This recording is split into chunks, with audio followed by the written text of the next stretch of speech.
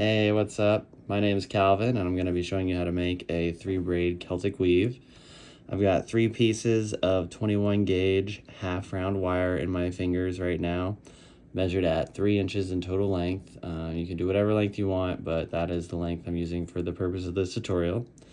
I'm going to take another piece of 21 gauge half round, which I have right here, and you can see how it's flat on the inside.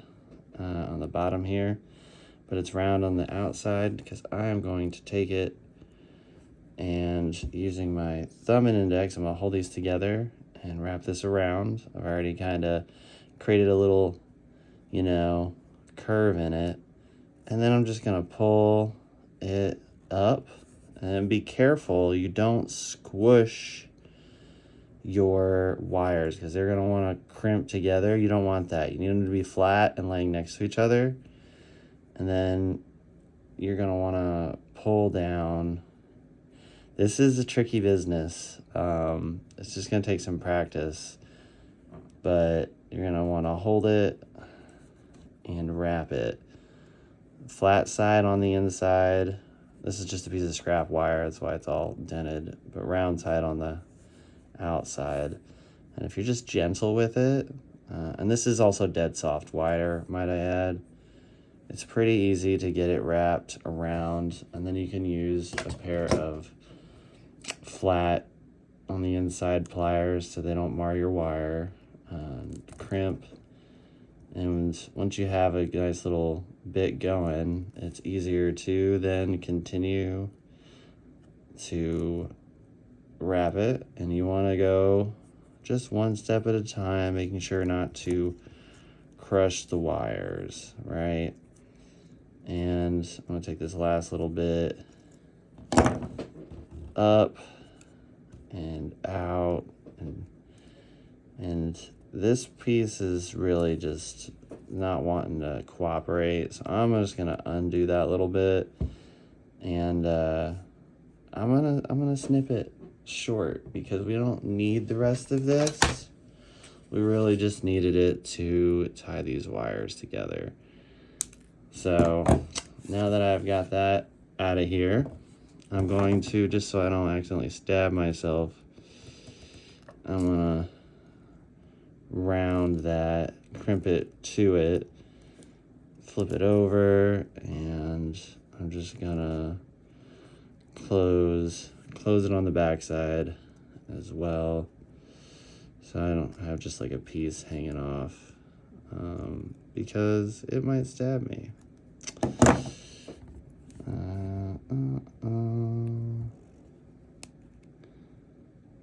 Yep, you can use your own fingers. I like to use my fingernails, that's why I keep them just a little bit long. It's easier to grab wires sometimes.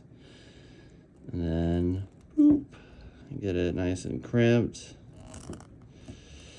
And now we have 3 21 gauge half round tied together. So this is the flat side, and this is the round side. So this weave is pretty straightforward.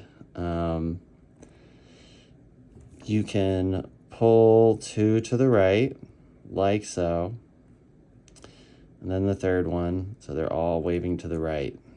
And then I like to pick the middle one, and using my thumb and my index, I almost kind of pinch and create a little arch so it's weaved now, right?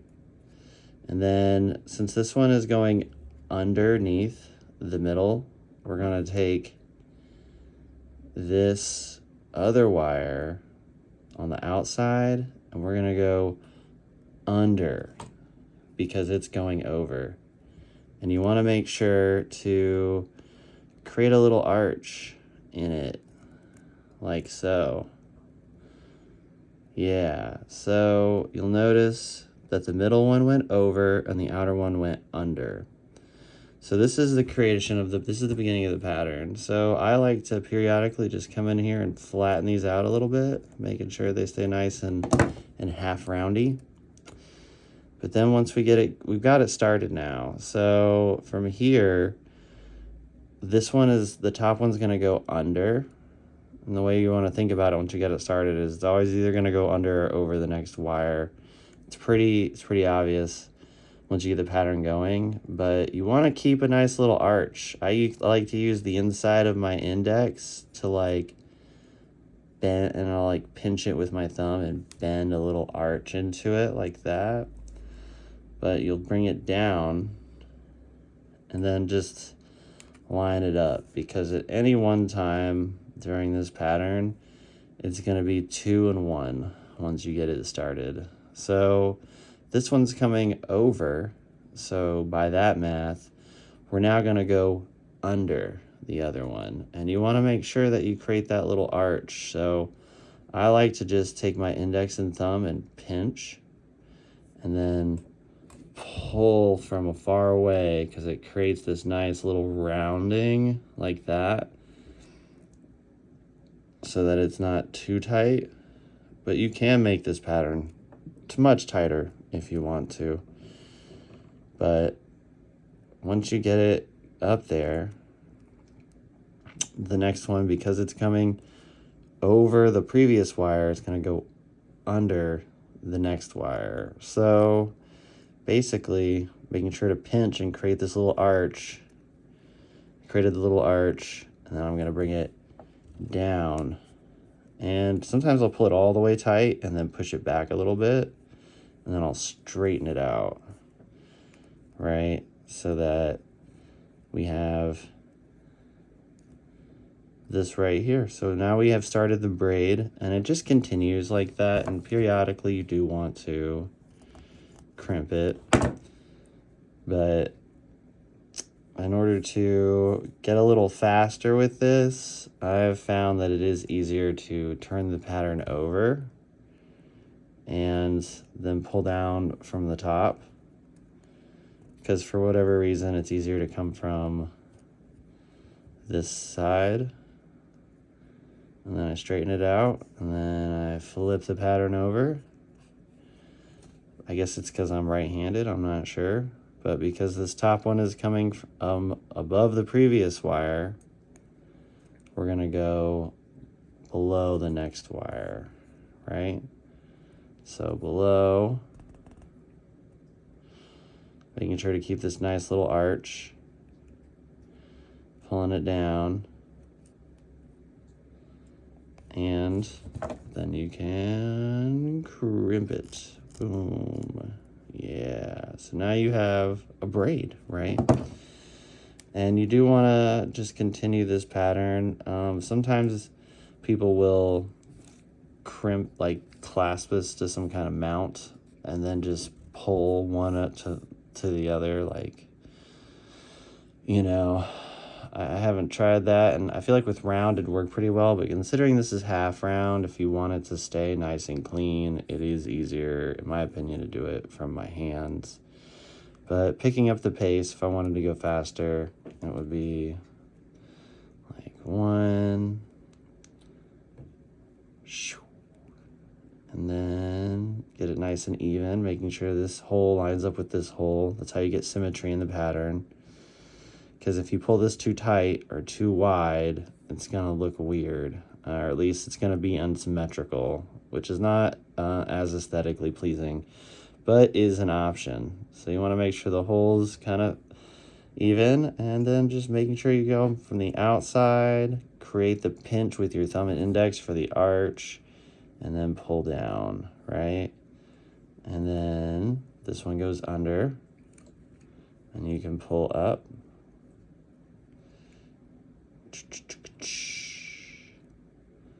And then this one goes under, and you pull down. But see, if I go too fast, it just wants to flatten. This one also, I could pull down a little more to even it out. So I'm going to come back, pinch with the index and thumb, and just create an arch. I'm going to pull this one up out of the way, and I'm going to go down, and bam, you know, pull this one down and under.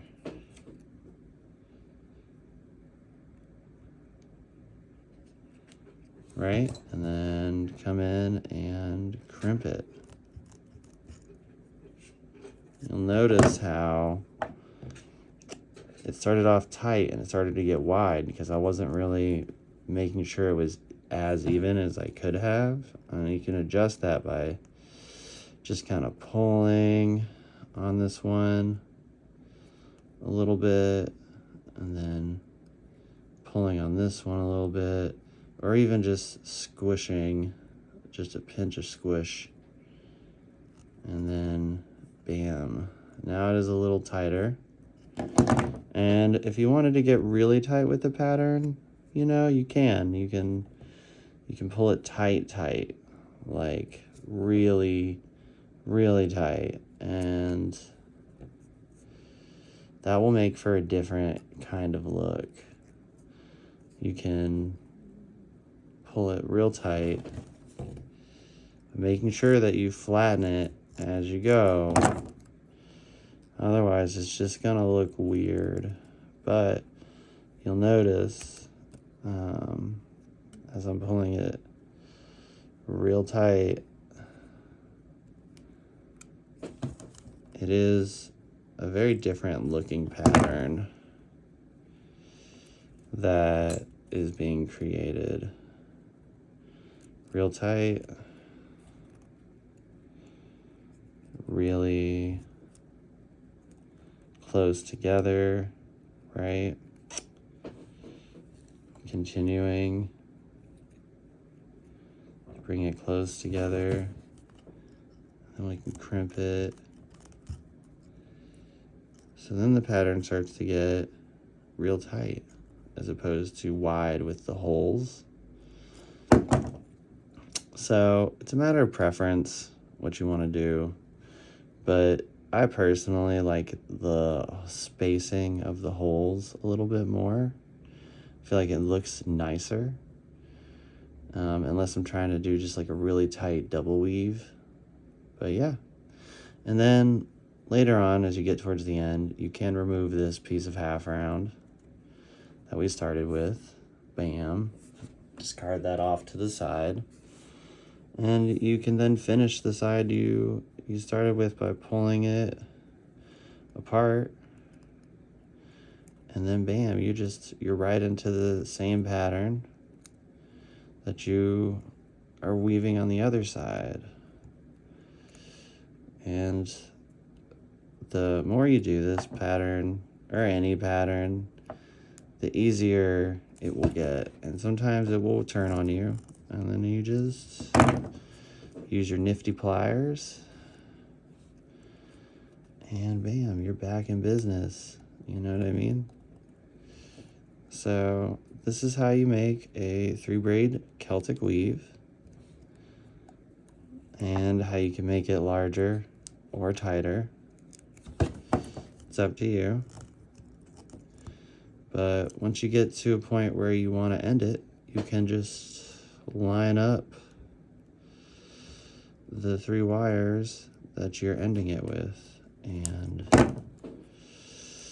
bam, it is now lined up to where I can end it. I can tie this into something using these 3 flat parts. I can tie this to something, and then I have a braid all the way down. There you go. That is how you make a braid. If you have any questions, please let me know. Feel free to comment, share, and let me know what you think. Thanks.